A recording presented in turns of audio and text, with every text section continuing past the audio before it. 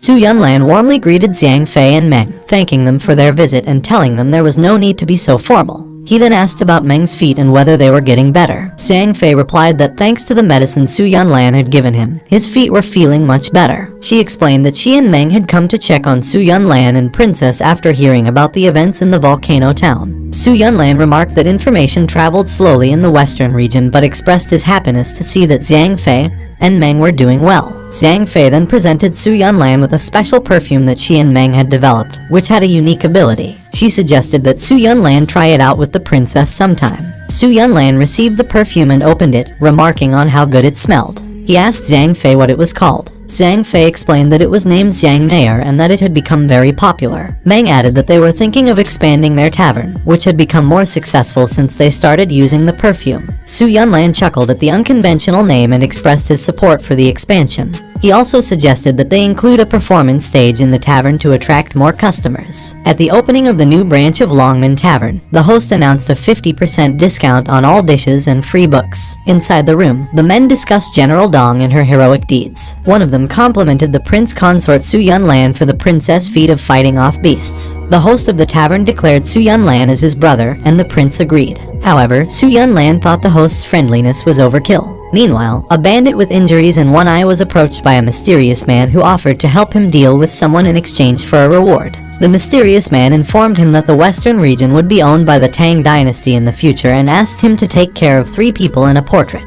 In exchange, the mysterious man promised to give the bandit a larger territory and freedom from a life of stealing and murdering. The bandit initially hesitated but was convinced after seeing the royal token given by the mysterious man. After a while, the assistant of the mysterious man approached him and commended him on his handling of the bandits. However, the assistant expressed concern about the possibility of the bandits betraying them. The mysterious man responded with a cryptic laugh, implying that he had a plan in place and the bandits would not be able to turn against them. Meanwhile, Bai Zhu informed the second prince about the 2 familiar faces. He then dismissed Bai Zhu shortly after and walked towards a man, instructing him to restore the 2 kids to their original appearance. At the Longman Tavern branch, Zhang Fei, Meng, and his brother were counting some money. His brother expressed his desire to rank Prince Consort Su as his 3rd best friend after his brother and sister-in-law. Meng criticized his brother for being obsessed with money and not using the journey to gather knowledge and discuss scripture. However, his brother did not care and said that the luxuries he could have now were worth it.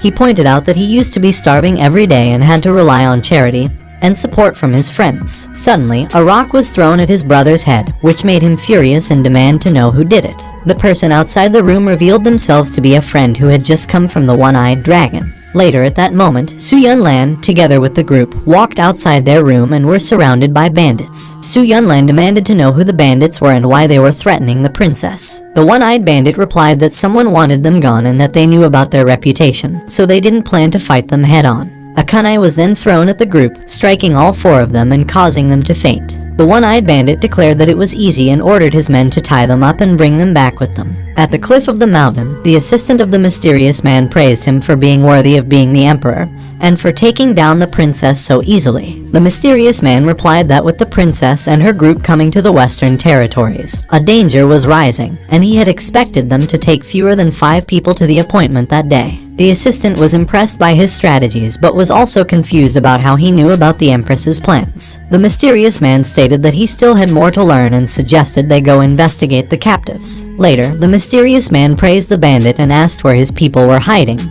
to which the one-eyed bandit responded with silence. Suddenly, his men surrounded the mysterious man and the assistant. The assistant showed worry on his face and said that the bandits had turned them over. Su Yunlan clapped as his plan had successfully uncovered the mysterious man's plan and foiled it.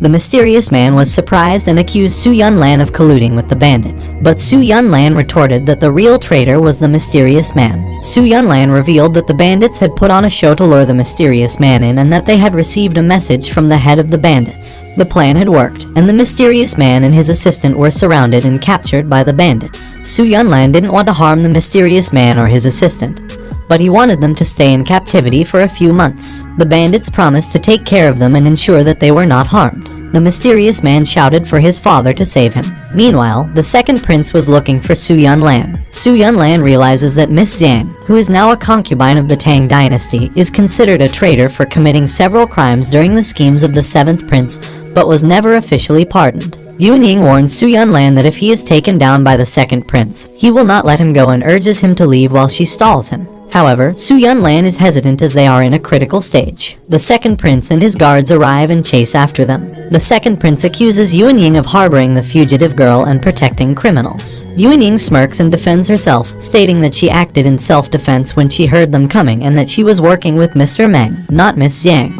Yan realizes that Princess Yuanying is one of the smartest and most talented people of her generation. At the princess's camp, 8-Man reports that the people Su was with have successfully escaped, but they found scraps of the young master's blood and clothing along the way. Princess Yuanying hopes that Su Yunlan makes it there safely. Lai Tang suggests sending someone to save him, but Yuanying is hesitant, stating that the second prince will have many guards around, making it difficult to get inside without being spotted. She instructs the 8th clan to continue using insect communication to avoid being tracked and to use only the most secret methods of communication. Yuanying is concerned that if Su was captured by the second prince, he might learn the whereabouts of concubine Zhang, whose escape from the western regions was handled by Su himself. She wonders what the second prince is up to after handing over all his cities to her and picking up matters with his other brothers. Yan reports that according to the 8th clan, the second prince's maid was occasionally seen taking his wife out for walks. Yuanying is surprised by the news and asks Yan to spread rumors the next day that there are traces of Yunlan in Volcano Town. Meanwhile, the second prince, pleased with himself, tells his entourage that the plan worked, and that Su Yunlan has been hit by an arrow and will attempt to sneak back. They arrive in a town where people have gathered, and the second prince asks who spotted the bloody piece of clothing. An old man named Cao Min steps forward and explains that he found it while fetching water in the morning. The second prince then asks at what time he saw it, and Cao Min replies that it was around 6 a.m. The second prince investigates the area and turns his back to Cao Min. He wonders why the blood hasn't frozen yet in such cold weather and realizes that the piece of clothing has no blood stains. He then realizes that the piece of clothing didn't come from an injury and curses the situation. The winter snowfall was swarming the second prince's camp. Yuanying swiftly sneaked her way inside. As she got close to one of the camp's tents, a sharp blade zoomed past her. Luckily, it only hit her cape.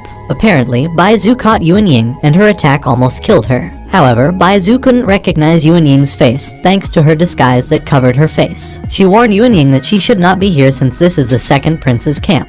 Yuanying realized the risky situation she was in and quickly charged at Bai Zhu. Bai Zhu told Yuanying that she was overestimating herself as she drew her sword for defense. With Yuanying's charged fist heading toward her blade, she struck Bai Zhu and was surprised by the power of the attack. The force Yuanying showed should have taken at least 30 to 50 years of training. Bai Zhu was wondering how such a young person could gain such power and was curious about Yuanying's identity. Yuanying also recognized Bai Zhu's exceptional power and now understood why the second prince guessed that she was alone. As Bai Zhu was preparing to attack and charge at Yuanying, the second prince suddenly showed up. The second prince straight away asked her if she was okay as he saw her yielding the broken sword. Bai Zhu politely answered him back with a question, wondering why the second prince was out here. She explained that a thief was trying to break in, and she was taken aback. Yuanying was able to escape the fight before she was caught by the second prince. As she got back, Lai Tang asked her how her mission was. Yuanying told Lai Tang that it was fine but was annoyed by the second prince's servant, Bai Zhu. She claimed that Bai Zhu was stronger than she had expected. Fortunately, her abilities were able to overcome Bai Zhu. Yan then talked about how the mission did not end the way they expected. But at least they got some information. At the time when Bai Zhu and Yuanying were fighting, the 8 group was present during the clash and was able to copy down the details unguarded. Lai Tang was delighted upon hearing that and commended her sister's work. The second prince's camp thought that Yuanying's plan was to get in by force, but in hindsight, they were sneakier than what they thought. As Yuanying was about to open the scroll, she was surprised by what she saw, which also made Lai Tang ask what it was all about. Yuanying was in disbelief about what she saw. Apparently, the second prince's wife had gotten younger. Back at the second prince's camp, the second prince told Bai Zhu that he was going to the mountain and asked her to stay put.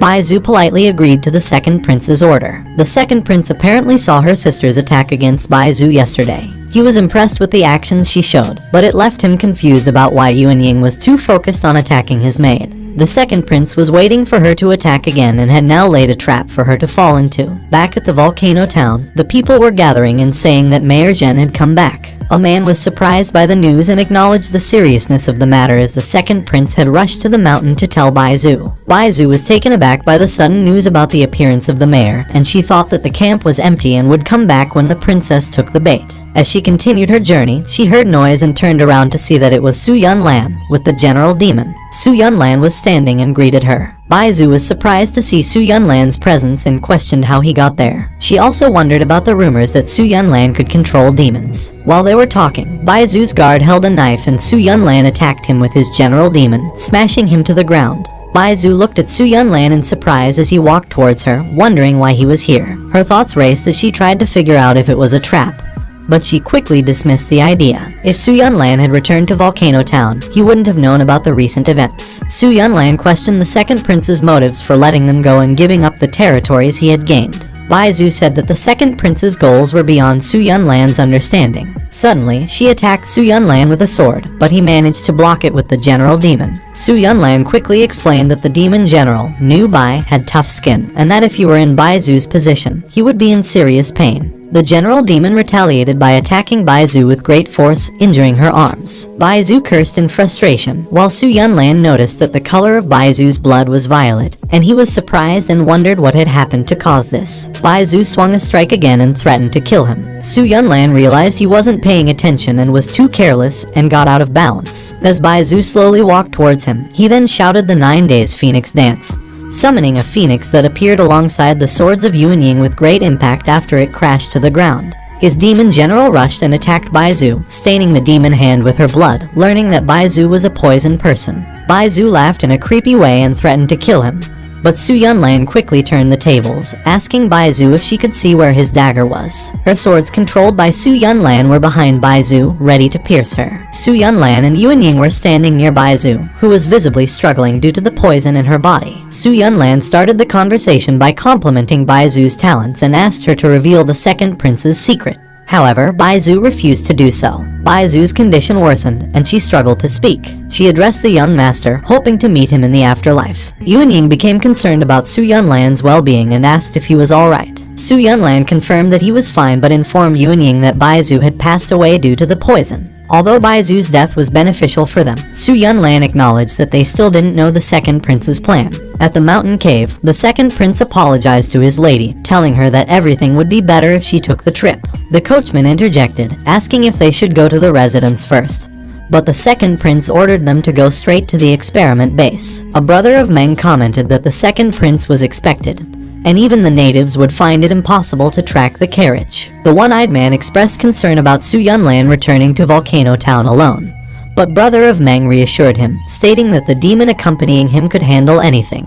The one-eyed man then thought about the task given to him by Su Yunlan, which was to help transport a mysterious object to Volcano Town. He never expected it to be a demon like the one he saw. He also recalled how lucky they were that Su Yunlan arrived just in time to prevent the destruction of the entire village. Despite this, the one-eyed man felt that their task was done and that they might get into trouble if they continued. Therefore, he suggested they go and report their findings to Su Yunlan. Meanwhile, at the experiment base, the second prince showed a tube filled with blood medicine to an aide, who was impressed to see the blood of a top master. The second prince explained that time was running out, and he had given the medicine to someone as instructed by the aide. The aide mentioned that they were almost out of experimental subjects for the next step of Solution Zero development, but the second prince assured him that he would provide the living subjects required. When asked where he would get so many people, the second prince revealed that he had been bringing cattle from the Tang region during his trip, hiding Solution Zero in them to use everyone in the western regions as his test subject. Meanwhile, Xiao Ying, Yu, and Mazan are in the desert. Mazan interrogated a person, but the person claimed to know nothing. Mazan then used his technique to control the person with the sound of the demon's soul. Under his control, the person revealed that the purpose of the experiments was to find the secret to human immortality within the blood of the demon. In the princess's base, Su Yunlan stated that the secret to human immortality lay within the blood of the demon. He then continued, saying that they had also discovered that the disappearance of the mayor was caused by the second prince. Yuan Ying responded, acknowledging Su Yunlan's bravery in bringing along the beast. Baizu, who was also mysterious and could have been dangerous. Su Yunlan explained that after the incident with the one-eyed man, he realized their manpower was insufficient and that their movements were being monitored by the second prince. That's why he decided to bring the demon general with him to protect himself from any potential dangers. Later, Su Yunlan questioned if there was another cave in the area, wondering if that's where the second prince's team was camping. He expressed his confusion as to why they would be hiding out in such dangerous weather. He Yan then interrupted to tell Su Yunlan that he had a message from the Demon King and handed him the letter, which Su Yunlan read. The letter revealed that the Demon King had been destroying experimental camps in the desert, and had discovered that the key to human immortality was the blood of a demon, which must be extracted in an extreme environment. Su Yunlan was surprised by this information and made the connection that the second prince's secret camp was located in the middle of a blizzard. Yuanying told Su Yunlan that the second prince's wife suddenly looked much younger. Su Yunlan was surprised and wondered if it could be related to the discovery of eternal life from the Demon King's letter. He found the idea terrifying. Su Yunlan then suggested they go to the second prince's home to explore since he and his wife were out camping. He Yan was hesitant and questioned if it was a good idea, but Su Yunlan reassured him, saying they would be fine since they had each other. After the conversation, He Yan disguised himself as Baizu and appeared nervous about the possibility of being caught. Su Yunlan reassured him that their plan would be successful. At the second prince's mansion, a guard greeted them and welcomed Baizu's return, to which He Yan respectfully responded. However, the guard questioned her voice, and He Yan coughed, claiming to have caught a cold and telling him that he had matters to attend to and she must enter. The guard allowed them to enter, and He Yan felt relieved to have made it inside undetected. However, he was still aware that they were in a dangerous situation. Su Yunlan and He Yan searched through the second prince's books and belongings, looking for something important. Su Yunlan remarked that the second prince seemed like a normal prince based on his interests in books and art, but also noted that he was very careful and unlikely to misplace anything important. Eventually, He Yan found what they were looking for, and Su Yunlan found a tube containing the blood and the fake oriental pearl that the second prince had given him. Su Yunlan connected the dots and realized that the second prince was collaborating with Chu Qi. As they were investigating, a guard knocked on the door with a letter from the second prince. In the letter, which Su Yunlan read, the second prince instructed Baizu to take 2 vials of their work and hide them in a secret storage in his room while he went away for a few days. He Yan and Su Yunlan are confused about some work that was mentioned in the letter. Su Yunlan responds by saying that when they killed Baizu, her blood had a strange purple color, and from what they saw today, he thinks that those tubes were filled with Baizu's blood, and her body was being used for experimentation. He Yan is shocked and calls the second prince disgusting. Su Yunlan thinks to himself that there might be another experiment happening on blood and wonders if it is related to the bloody skull. He then suggests they go back, as the second prince hasn't been able to track them for the past few days, which is a good opportunity. He Yan then tells the guard that the second prince gave them a letter warning that the enemy might be moving in the next few days and might even pretend to be the prince himself. If someone claims to be the second prince, they need to make sure it's the real prince, and if they can't prove it, they may kill them. The guard then asks what the secret signal is, and He Yan explains it to him. The guard then wonders if he will be promoted and thinks that Baizu might have fallen in love with him. After they leave the prince's mansion, He Yan expresses relief that their plan is complete, and the second prince will have a surprise waiting for him when he returns home. Su Yunlan wishes they could have caused the second prince even more trouble. Later, a man announces that the second prince has sent more beef and mutton, and everyone should come quickly. The other man comments that while the princess is great, the second prince isn't bad either. Another man then adds that the voting is about to start, and it's going to be difficult to choose. At the princess's base, Yuanying greets Su Yunlan upon his return and asks if they found anything. Su Yunlan replies that the second prince's plans are still unclear, even though he gave them control of the regions he had earned. Lai Tang also welcomes Su Yunlan back. He Yan, on the other hand, blocks the child running towards them, but suddenly has a tantrum and bites He Yan's hand. The general demon starts to move and jumps, but Su Yunlan controls it and says that the demon was tamed long ago and has no desire for human blood. He then suspects that there may be some hidden secrets in the beef they received and decides to investigate since the kid's reaction was weird. After that, Yuanying is confused and questions Su Yunlan, to which Su Yunlan responds that the leopards were doing evil in the forest and brought them with the help of a gorilla for his experiment. Su Yunlan then gives the leopard a piece of meat to eat, but they don't find anything unusual and begin to wonder as he didn't find anything wrong using the 9 Nether Souls technique.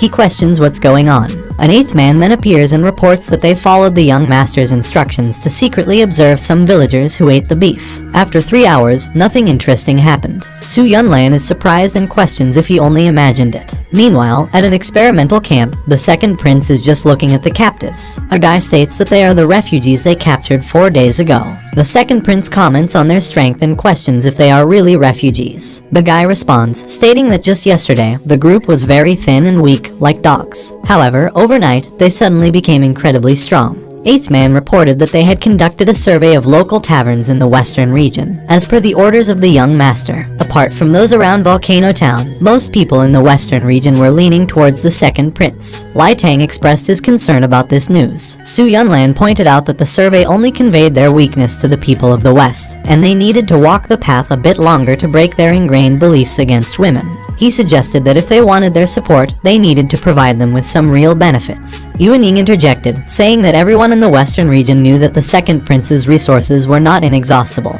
and that the current situation was nothing more than temporary. Su Yunlan responded by saying that the western region's tendency towards independence was both their biggest characteristic and their worst aspect. Yuan Ying asked if Su Yunlan meant to say that the people of the western region didn't communicate much among themselves. Su Yunlan replied that the cultural pattern of the Silk Road had already been established with regard to so-called economic development. He suggested sending out invitations to a massive fair they would hold at Volcano Town, inviting all the big traveling merchants of the western region. A group of men are discussing the clothing worn by the people who arrive in the western region, with one man remarking on how little they wear despite the cold. The woman is thinking that it's freezing, as it is her first time experiencing such weather. The man then explains to the woman that the crushed volcano rocks from the cliff can be used to stay warm. He gives her some of the rocks, which she finds to be effective in keeping her warm. Another man asks if the rocks are the town's most special product, and someone confirms that they use it to warm themselves, cook their food, and boil water. The man is impressed and wants to buy all the rocks. The person explains that the rocks aren't worth anything and that everyone in the town has some, going back to the time of Princess Hesu. The second man is intrigued and asks if this is the famous princess of the Tang dynasty who was rumored to have driven away all the beasts by herself.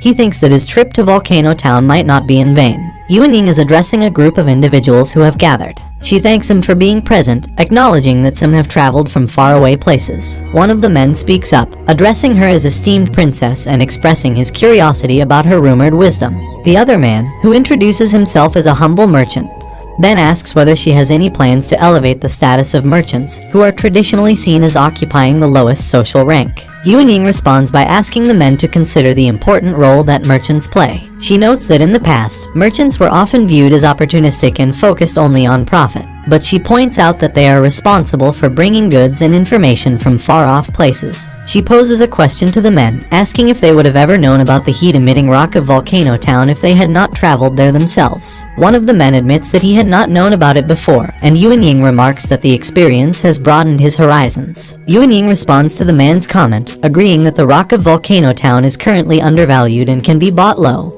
and sold outside for a higher price. She explains that she brought the group together to spread the word about the rock and start a company that can improve the living conditions of the people and help all merchants make money. However, some of the men are unfamiliar with the concept of a company and express their confusion. Yuan Ying explains that the company will establish teams of merchants to travel and gather information about special products, local demands, and habits, which will then be organized and shared with other merchants for a price. The men begin to see the potential benefits of this idea, as it would allow them to better understand where the rock is needed and cut back on unnecessary journeys. However, one man suggests that the company does not necessarily need a princess to operate.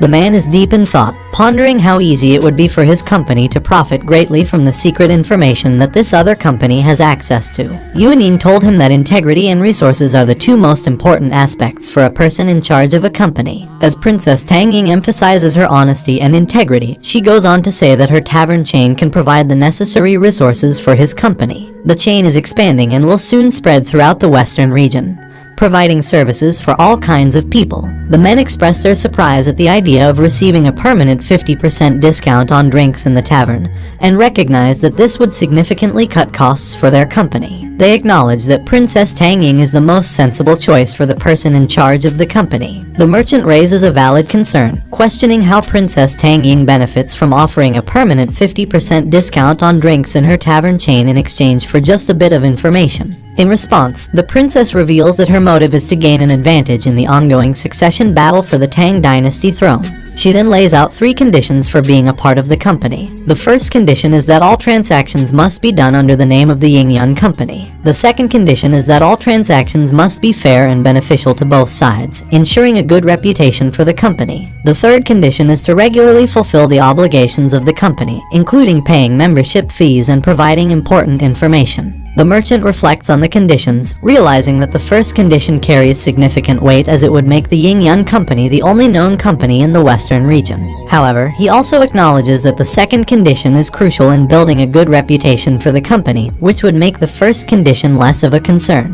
The third condition is seen as the foundation for the company's profits, as enough merchants joining and paying membership fees would sustain the company's operations. The man concludes that the Princess's Tavern chain has become the starting point for this promising company, which could ultimately benefit Princess Tang Ying in her succession battle. Yuan Ying recalls a conversation she had with Su Yunlan regarding the importance of information in the Western regions. Su Yunlan emphasized that the company is not just about profits and prestige but also about gathering information on the people and transitions in the region. Yuan Ying remembers how Su Yunlan had envisioned the whole region being in their grasp once they have enough merchants in the company. Returning to the current situation, the merchant expresses his understanding and requests a few days to consider before giving their answer. Princess Tang Ying grants their request and informs them that registration will take place in 2 days. She also reveals a bonus incentive for signing up on that day, which is VIP status and exemption from membership fees for the first 2 years. 2 days later, they find themselves at the square, where a group of men is waiting patiently for their turn. The eighth man tells them not to rush and to wait their turn. Amidst it, in another place, Su Yunlan stands on the cliff of a mountain and confidently states that whether Yinger becomes the empress or not, the western regions will belong to her and Tang Ying, not just the Tang dynasty. Meanwhile, in the evening, a group of men is gambling, eagerly waiting for the outcome of the game. One man complains that his desired outcome hasn't come out yet, while another laughs and boasts about his chances of winning. A merchant approaches and is invited to join them. The man introduces a new game, a board game invented by Prince Consort Su. He orders 2 bottles of wine and invites the merchant to join in, asking for his name. The merchant introduces himself as Jia Yuting, and the man reveals his name as Guo Ai, a small shop owner. Jia thinks that they seem familiar to him. The waiter, Xiaoer, recognizes Jia as a member of the Ying-Yun Company, and informs him that he gets a discount on his drinks. After Xiaoer leaves, Guo Ai asks Jia if he is a member of the Ying-Yun Company. Jia confirms it, and Guo Ai expresses excitement about the company, saying that the tavern had previously informed him that the Ying-Yun Company would bring great things. Suddenly, some men overhear their conversation and are surprised and excited, realizing that the long-awaited Ying-Yun Company has finally arrived. Jia was standing amidst a group of people rushing towards him. Jia thought that the company was worth it as he looked at the pile of gold. He stated how the influence of the Ying-Yun Company was spreading quickly like a virus. The merchants of the western region were scrambling to join the company, not wanting to miss their golden opportunity, especially as the company had unexpectedly stopped accepting applications. In fact, there was a saying circulating among the traveling merchants which went like this: if you want to become rich, join the Ying-Yun Company. Meanwhile, in the Valley of the Wind, Yu and Mazan were in a battle against the Skull Demon soldiers. The Blood Skull appeared before them and engaged in a fight with Mazan. The Blood Skull acknowledged that Mazan had become stronger, but Mazan didn't seem to care, considering the Blood Skull an incompetent rat. The Blood Skull then attempted to attack Mazan using his claws, but Mazan easily dodged the attack. As they fought, a big tornado suddenly appeared. Yu warned Mazan about the deadly tornado, and the Blood Skull suggested that they retreat since the situation seemed impossible. However, before leaving, the Blood Skull snatched Xiao Ying, Yu's younger brother, and flew away. Mazan stopped Yu from running after them and told her to stay calm. Yu responded that the mysterious man used his inner strength to create the tornado and worried about how they could save Xiao Ying. Mazan thought that this world could make him serious, but he didn't expect God to be somewhat tricky to deal with. He then released a power saying that they should lend light through the wind. Suddenly, Mazan used his skills to cast the thunder of heavenly envy. Yu then remembered a conversation in a book from the princess's library where a man asked the monk how powerful the most powerful human could be, to which the monk replied that perhaps enough so that even gods will be jealous. Back to reality, where thunder sticks in every direction, Mazan said that they should wait for God to come, and suddenly a loud bang struck. Mazan expresses regret for not having been more powerful in the past. He believes that if he had been, his son would not have had to suffer for 3 lifetimes. Suddenly, a loud explosion occurs, and it appears as if Mazan has been struck by lightning, causing the Blood Skull to turn in their direction. Later, Mazan and Yu are in the desert. Yu addresses Mazan, calling him my lord and asking if he is okay. Mazan responds that God has taken away half of his power, but this has only made him stronger. He suggests that they go and save Ying. At this point, the Blood Skull had hoped to achieve parity with Mazan using the power of the demon god, but he realizes that he overestimated himself. He plans to take Mazan's blood to make it easier for Solution Zero to achieve its goals. At the second prince's residence, a guard welcomes the prince back. The guard informs the prince that Bai Zhu has gone out to catch Su Yunlan personally, but the prince denies giving such an order. The guard then asks for a secret code that Bai Zhu left for the prince, but the prince dismisses it as nonsense and demands to be let in. However, the guard becomes alarmed and thinks it is Su Yunlan. One of his soldiers beside him says that the door is a little weird. Suddenly, the prince's guards rush in the front door and surround him. The guards then perform the heavenly formation that prevents him from entering his own house, leading to a confrontation with the general and his guards. The general states that Bai Zhu told them that anyone who can't answer the secret code is Su Yunlan, trying to steal classified information, and he accuses the second prince of pretending to be Su Yunlan and demands that he surrenders. The second prince is surprised at the accusation and wonders what the secret code is. He tells them that he is the second prince and then orders them to put down their weapons. The general still does not believe him and orders one of the guards to attack the second prince, which surprises him as he almost gets killed by his guard. Suddenly, the wife of the second prince appears and defends him.